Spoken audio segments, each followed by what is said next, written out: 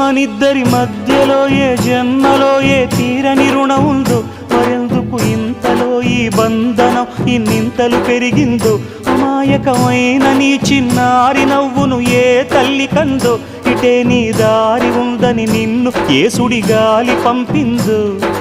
పాపం పుణ్యం దేవుడికెరుక, పేదకు దొరికిన బంగారు కణిక, పాలు వెన్నా లేవని అనక ప్రేమను తాగి తెరగవెసిలక.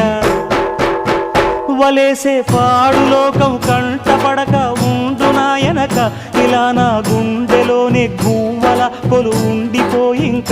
ఇటే పోస్తే ఎమున్నైనా నిలేస్తానే, మరింక ఏ కీడు నీ వంక రాలేదు.